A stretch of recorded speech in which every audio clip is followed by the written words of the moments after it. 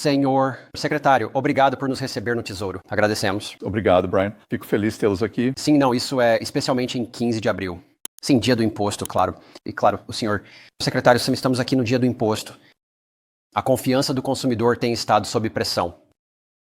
Todo mundo adora olhar para os ovos, um de seus barômetros favoritos. Eles estão em níveis recordes de acordo com o IPC. O prazo que subiu para cerca de 4,5% recuou um pouco. E o senhor secretário, acabei de ter um mar de marcas de consolação. Eles fazem a cerveja Corona, me dizendo que os consumidores estão recuando. Nos depor uma visão geral. Qual é o estado da economia aos seus olhos agora? Bem, Brian, vamos recuar um pouco. Os preços dos ovos, acredito, caíram 50%, 60%, 70% em relação aos picos. Então,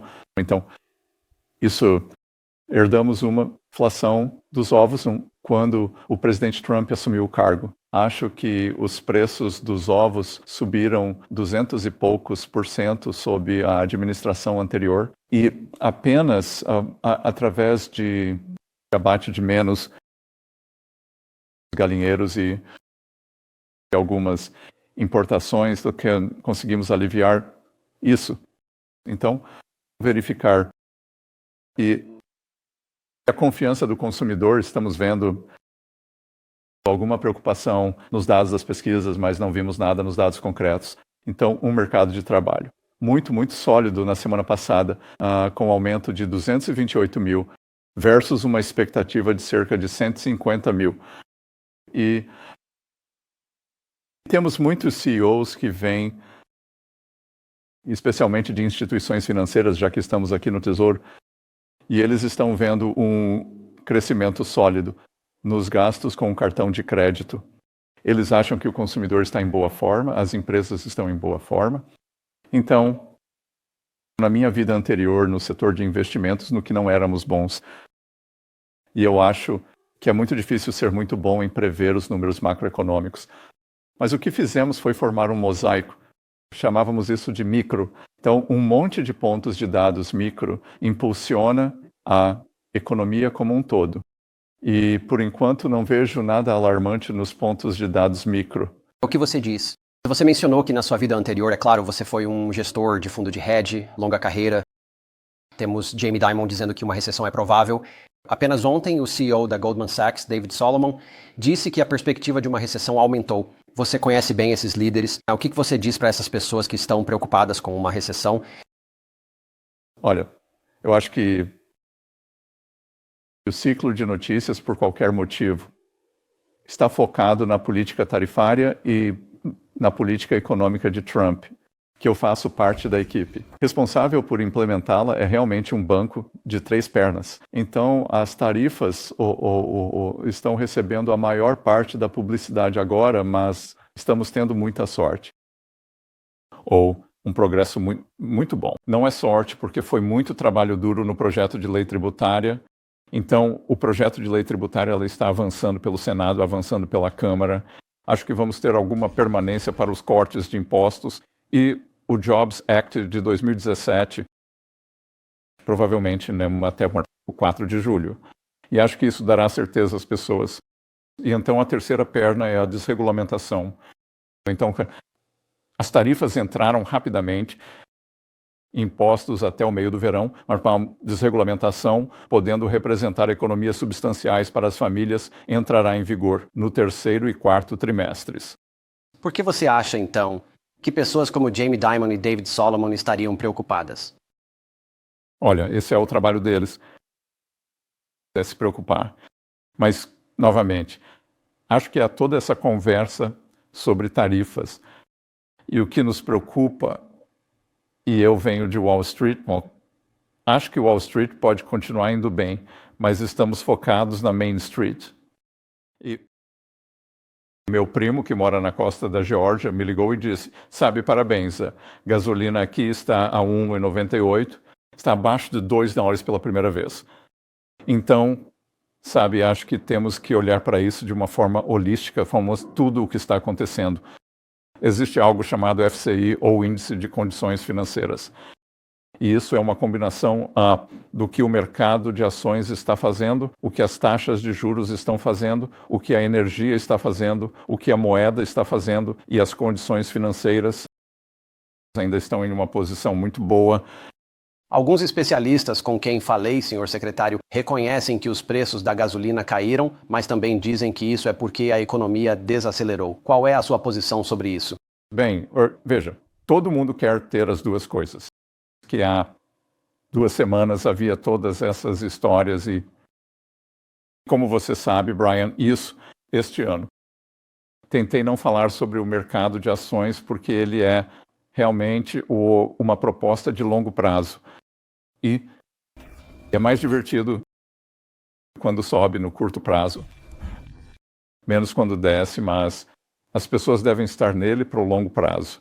E a longo prazo é o melhor ativo para investidores ou de varejo. Mas no que eu tenho me concentrado é em baixar os preços da energia e reduzir o rendimento de 10 anos. Então, há 2 semanas, o rendimento de 10 anos atingiu 390. Eu disse, bem, o secretário Bezanti está conseguindo o que queria, mas pela razão errada. Então, subiu na semana passada para 450. E é o fim do dólar, é o fim do yuan, moeda de reserva. E, na minha opinião, era apenas um monte de especuladores super alavancados que estavam sendo interrompidos. Algum país estrangeiro está se livrando de títulos do Tesouro? Na verdade, vimos o oposto na semana passada. Tivemos 3 grandes leilões, e os leilões de 10 e 30 anos, que são quando os compradores estrangeiros tendem a entrar, onde eles podem comprar em grande quantidade. Isso é, na verdade, vimos uma acumulação estrangeira muito boa, de títulos de 10 e 30 anos. Claro, como você sabe, senhor secretário, a China é a segunda maior detentora de títulos do Tesouro e alguns diriam que eles poderiam retaliar vendendo títulos do Tesouro, dado como as coisas estão indo no fronte comercial. Isso te preocupa? O fato de que os chineses poderiam vender títulos do Tesouro e impactar negativamente nossa economia? Eu poderia incendiar minha casa se eu não discutisse com meu cônjuge, mas isso não me faria muito bem. Então, se eles começassem a vender títulos do Tesouro, eles teriam um efeito sobre o preço. Mas mais importante, eles acumulam dólares. Então, o que eles vão fazer com os dólares? Então, se eles venderem títulos do Tesouro, teriam que comprar RMB. E isso fortaleceria a sua moeda. E eles têm feito exatamente o oposto. Eles têm mantido um RMB ou yuan fraco, ou política. Então, realmente não serviria a nenhum propósito para eles usar os títulos do Tesouro como arma. Se você os visse tentando usar os títulos do Tesouro como arma, como o secretário do Tesouro responderia? Olha, nós temos um grande conjunto de ferramentas. Nós fazemos recompras. O Federal Reserve, eu acho que se o Tesouro atingisse um certo nível, ou se o Federal Reserve acreditasse nisso, um estrangeiro, eu não o chamaria de adversário, mas um rival estrangeiro estivesse usando como arma os EUA, o mercado de títulos do governo, ou tentando desestabilizá-lo para ganho político, tenho certeza de que faríamos algo em conjunto, mas simplesmente não vimos isso. Você mencionou tarifas. Estamos a menos de 90 dias da pausa nas tarifas. Terminando, senhor secretário, quantos acordos você imagina serem feitos até o momento em que essa pausa terminar? Sim, bem, Brian, vamos deixar a China de lado. Existem 15 grandes parceiros comerciais. Deixamos a China de lado. São 14. E estamos em movimento rápido e estabelecendo um processo para os 14 maiores parceiros comerciais, a maioria dos quais tem déficits muito grandes. Então, em 90 dias, vamos ter um documento completo. Um documento legal formal pronto e acabado? Não é provável. Mas acho que, se seguirmos o processo, poderíamos ter uma clareza substancial naqueles 14, longe da China, em termos de acordos e princípios, e então, uma vez que alcançamos um nível que concordamos, eles concordaram em reduzir suas tarifas ou suas barreiras não tarifárias, manipulação cambial e subsídios à indústria e ao trabalho. Então, acho que podemos avançar. As tarifas ainda estariam em vigor como parte de qualquer acordo? Depende do que eles têm a oferecer. E estou dizendo a todos, tragam seu melhor jogo. E também todos devem saber que, para os grandes países, o presidente Trump quer estar envolvido. O que um pioneiro ganha? Bem, tradicionalmente o pioneiro consegue o melhor acordo. Então, eu encorajaria todos a virem rápido e com um ótimo acordo. Você já conversou com seu homólogo na China? Nós fizemos uma chamada introdutória há alguns meses. Não falamos desde então. Não tenho certeza de quem da RPC estará a próxima semana. É uma semana importante em Washington. É a semana do Fundo Monetário Internacional e do Banco Mundial. Então eu sei que a República Popular enviará alguém das finanças, provavelmente o governador do PBOC, Banco Popular da China. Então eles estarão aqui. Embora eu possa encontrá-los, não temos nada agendado. Quanto o presidente está disposto a ir além de 45% de tarifas sobre a China, ou esse é o teto?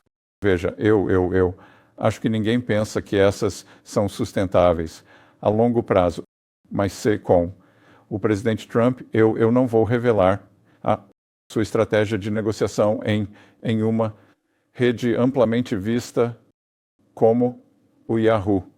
Então eu acho que, como com o presidente Trump, ele obtém a máxima estratégia porque mantém tudo na mesa o tempo todo. O que eu imagino que pode ajudar, senhor secretário, é que nesta viagem ao Vietnã, o presidente da China, Xi Jinping, disse que as tarifas, cito, são intimidação unilateral. Não consigo imaginar que isso ajude esse processo de forma alguma.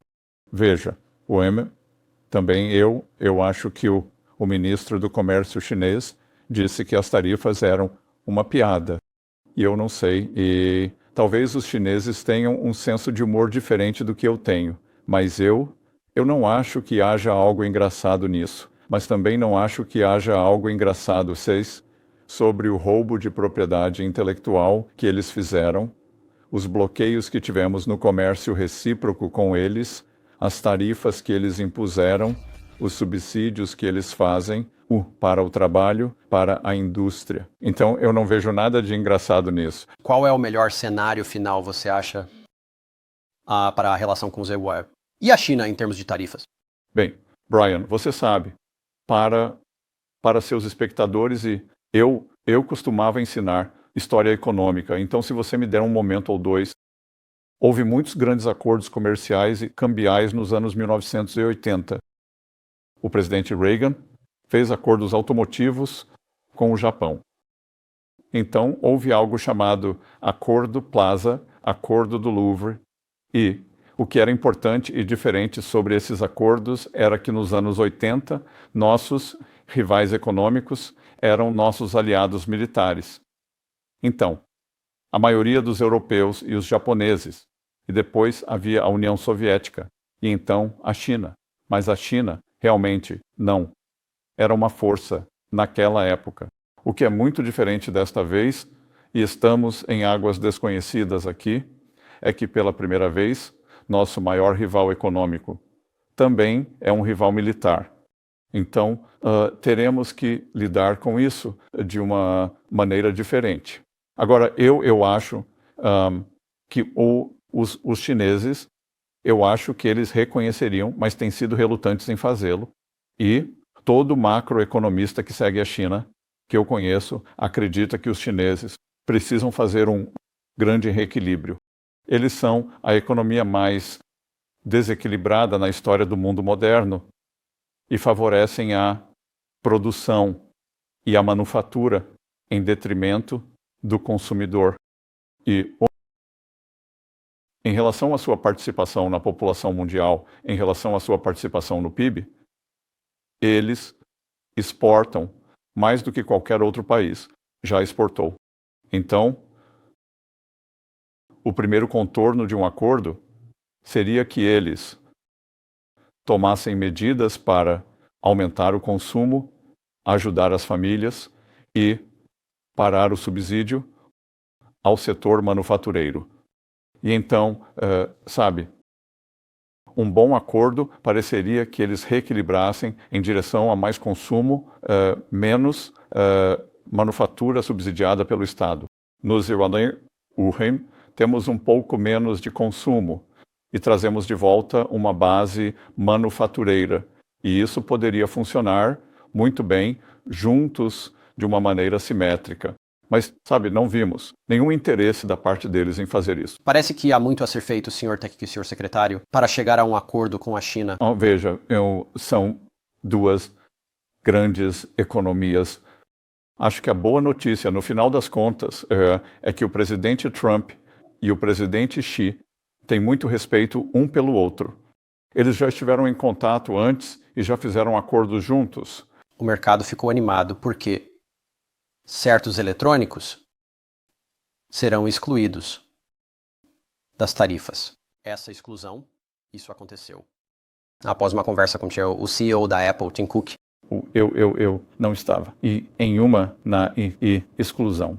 Agora, a Apple disse, você sabe especificamente, Tim, que é difícil fabricar produtos no ZEWA. Eu acredito que foi em uma entrevista de 2015, em parte porque as habilidades não estão aqui para fabricar esses iPhones e fazê-los de forma lucrativa. Um novo relatório da Wedbush Securities, senhor secretário, sugere que se um iPhone for fabricado nos EUAs, custará $3.500. Isso seria aceitável para a administração? Olha, eu não vi nada disso. E eu sei que a Apple tem movido uma boa parte de sua cadeia de suprimentos para a Índia. E eu também acho. Olha, você não precisa de um PhD em engenharia mecânica para montar um iPhone. Então, eu não tenho certeza. Por que Tim Cook diz que as habilidades não estão aqui? Mas os preços para fabricá-lo ainda custariam mais e eles teriam que... E a Apple teria que negociar. Eles não podem abrir uma fábrica da noite para o dia. Claro que não. Claro que não. Então, com o tempo, eles vão mover suas cadeias de suprimentos. E eles têm saído da China há muito tempo. Mas nós vimos muita fabricação se mudar para o Vietnã, se mudar para a Índia. Quão importante foi receber a notícia de que a NVIDIA vai gastar $500 bilhões aqui para fazer supercomputadores de IA? Olha, a NVIDIA, eu acredito, tem 98%. 98%, o que é incrível, do mercado de chips de ponta. E eu acho que para a NVIDIA trazer isso para casa, é muito importante. E uma das maiores preocupações de segurança para a economia global é o número de chips feitos na ilha de Taiwan. Você sabe, isso ter um dos componentes mais importantes feito em um só lugar, não é uma grande gestão de risco. Mas você poderia dizer isso sobre qualquer coisa. Como você não gostaria de nada, você não gostaria de obter apenas uma coisa de um só lugar, especialmente quando o mundo inteiro depende disso. Quero dizer, imagine se Abu Dhabi fosse o único lugar no mundo que extraísse petróleo, certo? Isso é o equivalente a isso. Conversei com muitos CEOs, senhor secretário, especialmente nos últimos 2 meses, e essas são as palavras deles, não minhas. Eles me disseram que seus negócios começaram a cair no caos. Eles não conseguem planejar para os próximos 5 a 10 anos. Agora estão considerando reduzir o marketing e quantas pessoas estão contratando. Qual é a sua mensagem para esses grandes CEOs que em muitos aspectos controlam as rédeas econômicas, ou tem dificuldade para entender o que a administração faz? Bem, novamente, como eu disse, acho que teremos muito mais clareza sobre as tarifas. E eu presumo que a razão pela qual você está me fazendo essa pergunta é porque eles têm essa visão sobre as tarifas, mas teremos muito mais clareza sobre o caminho a seguir nos próximos 90 dias. E então eles também terão clareza sobre impostos e, sobre desregulamentação. Eu me lembro em 2017, eu ouvi muitas das mesmas coisas porque o acordo fiscal não foi concluído até pouco antes do Natal de 2017. E foi a mesma coisa. Não podemos planejar, não podemos fazer isso. Precisamos de clareza. Então, teremos clareza sobre impostos, teremos clareza sobre desregulamentação. E eu acho que nos próximos 90 dias não estará concluído, mas teremos muito mais clareza sobre a política tarifária. Você também está trabalhando muito duro nos impostos e na agenda econômica do presidente Trump, no que diz respeito ao plano fiscal. Como o plano fiscal ajudará alguém que ganha menos de $100 por ano? Bem, eu acho que depende do que eles fazem ou da idade deles. Mas se você pensar sobre sem imposto sobre gorjetas, sem imposto sobre a Seguridade Social, sem imposto sobre horas extras, vamos voltar à co-dedutibilidade de empréstimos para automóveis. Se for um carro americano, o que quando comprei meu primeiro carro nos anos 80, você podia deduzir os empréstimos para automóveis. Então, as pessoas poderiam aproveitar isso. Acho que também veremos a certeza de isso permanecer em vigor, porque o que realmente impulsionou muito do crescimento econômico durante o primeiro mandato do presidente Trump foi a depreciação total de equipamentos por empresas. Estamos planejando a depreciação total de novas fábricas também. Então, é assim que queremos trazer de volta a manufatura. Você pode deduzir o custo da sua fábrica e o custo do seu equipamento em um ano. E, durante o primeiro mandato do presidente Trump, por causa desses incentivos econômicos e da contratação no setor privado, ao contrário do que vimos na administração anterior, vimos um crescimento real dos salários. E foi muito substancial. Foi maior para trabalhadores horistas e trabalhadores de supervisão. Vimos que os 50% mais pobres das famílias, o patrimônio líquido, aumentou mais rápido do que os 10% mais ricos. Então, acho que podemos esperar isso novamente. Você está de acordo com deixar expirar as isenções fiscais para os ricos? Acho que estamos analisando tudo. Então, estamos analisando uma gama de geradores de receita. Eu não vou me adiantar ao presidente, o que é sempre uma má ideia. E veremos qual será a posição do presidente sobre isso. Por último, senhor secretário, sei que a educação financeira é algo muito importante para você. E acho que muitos americanos têm muitas informações chegando até eles, seja sobre preços de ações, volatilidade dos preços das ações, movimentos no mercado de títulos. Como eles podem se tornar melhores investidores? Bem, eu acho que quanto mais você lê, mais informado você fica. Mas eu acho que o mais importante, o que eu notei é que agora há uma gama completa de consultores financeiros que estão dispostos a educá-lo, muito, muito respeitáveis, até que de algumas das maiores empresas. Mas eu acho que a coisa mais importante que as famílias podem fazer em termos de educação financeira é entender seus objetivos e entender os produtos nos quais estão investindo e meio que fazer uma verificação instintiva e avaliar sua tolerância pessoal ao risco. E, obviamente, uma pessoa jovem deve ter uma maior tolerância ao risco e um horizonte mais longo. Se você está se aproximando da aposentadoria, então sua tolerância ao risco deve ser menor. Mas, novamente, também não existem esquemas para ficar rico rapidamente. Se alguém estivesse estudando sua carreira, como poderiam replicar o que você fez? Você quebrou o Banco da Inglaterra, secretário. Bem, eu também, muito disso é questão de timing que eu era um calouro na faculdade em 1980. Ronald Reagan foi eleito. O Capitólio foi tratado muito bem por as próximas 4 décadas. Então, tivemos essa corrida incrível. Mas, novamente, na medida em que eu tinha uma força no meu negócio, sempre foi a gestão de risco. Era pensar qual a quantidade de risco que estou disposto a assumir, qual a quantidade de risco que meus investidores estão dispostos a assumir. E você sempre quer estar na ofensiva. Você sempre quer entender tudo o que está fazendo. Você quer pensar que um grande componente da alfabetização financeira é o nível de dívida doméstica. Qual a quantia que você é capaz de economizar para um fundo de emergência? E assim, mas novamente tudo se resume a quais são seus objetivos, qual a quantidade de liquidez que você deseja, quais são suas circunstâncias pessoais. Senhor secretário, obrigado por nos receber aqui dentro do nosso tesouro. Agradecemos o tempo e boa sorte no seu trabalho. É muito importante. Bom, Obrigado. Muito obrigado. Bom te ver. Obrigado.